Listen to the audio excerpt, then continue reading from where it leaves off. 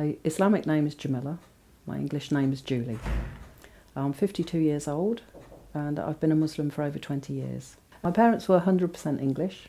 I was born in a small village called Denton in the middle of nowhere and lived in Northamptonshire most of my life. My parents were atheist and my grandmother was a Baptist Christian, and I grew up with my grandmother, so I followed what she followed because she would drag me along every Sunday, and I became quite involved with the church and running the toddler group and doing the coffee mornings, and pretty much my life evolved around it.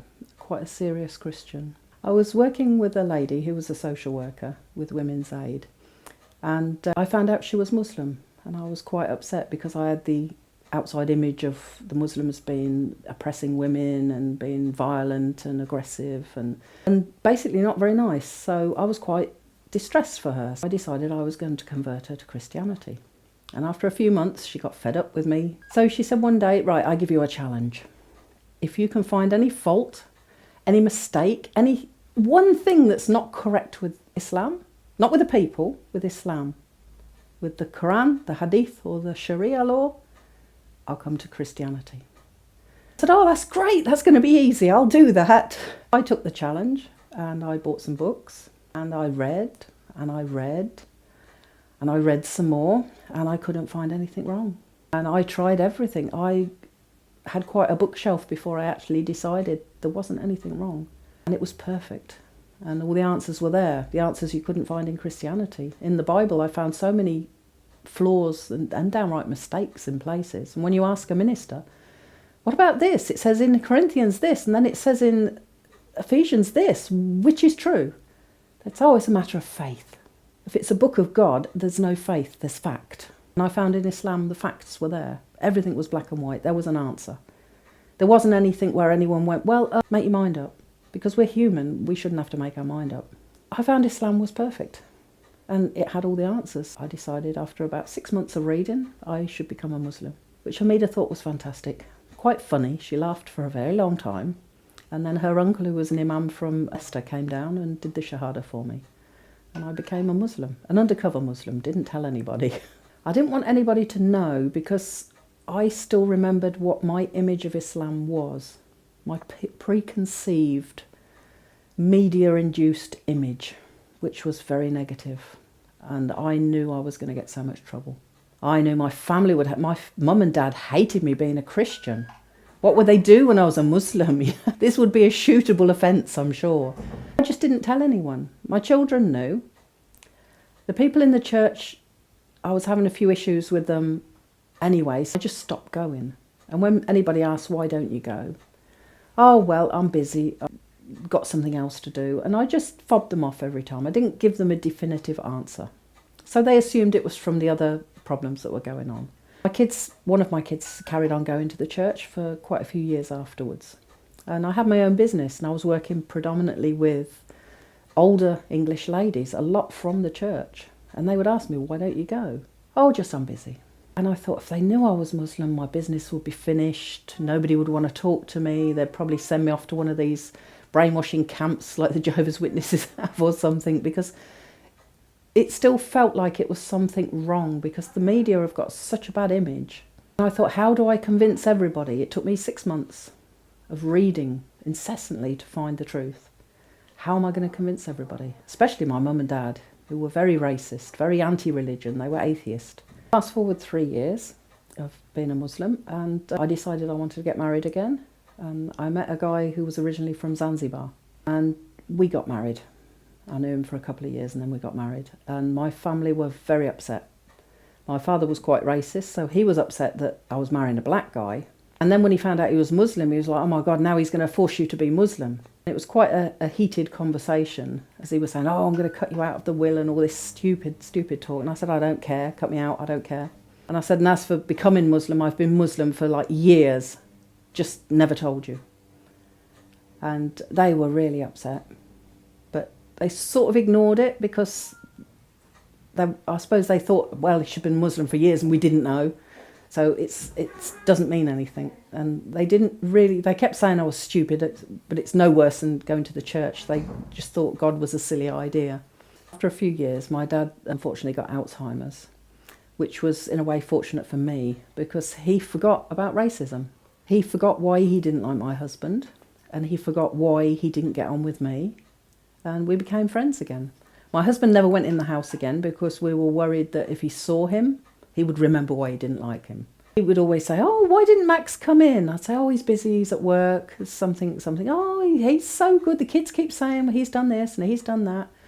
And all of a sudden, Max was a nice guy, and we didn't want to risk it, but yeah, it was quite good. He completely forgot about racism, and he forgot that Islam was a bad idea, and he seemed more accepting of who I was and how I was, rather than the image of Islam, because he saw that I was a better person.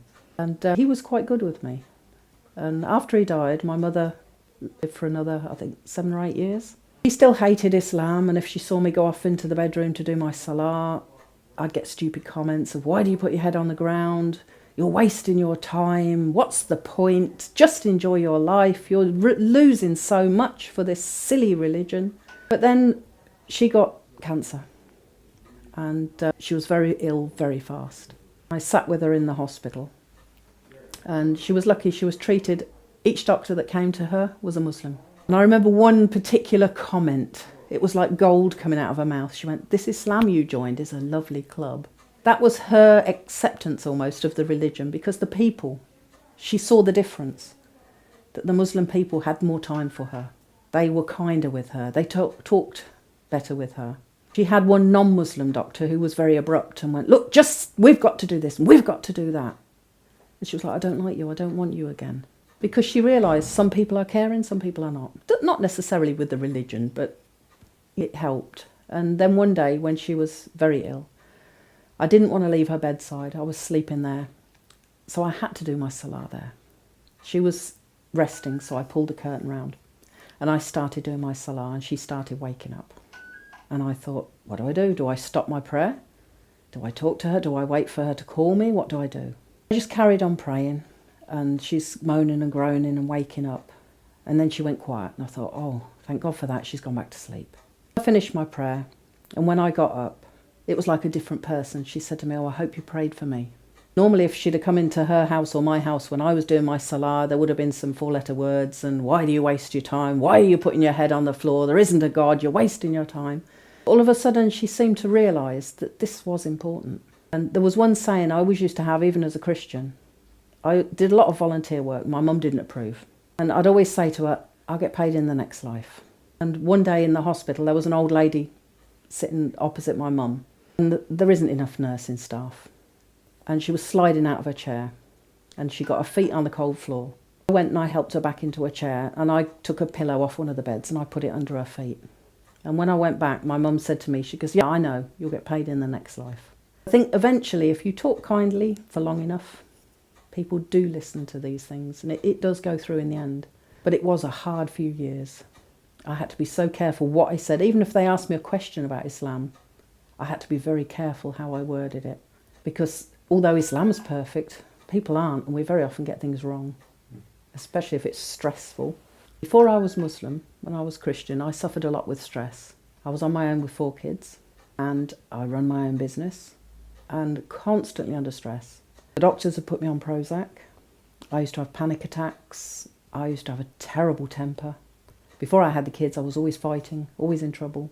And after I became Muslim, not straight away, but slowly I became more patient. I became happier. I stopped taking the Prozac. My doctors went crazy at me because one day I just thought, I don't need this. And I stopped, which apparently you can't do. You should slowly stop. But I just went in the bin.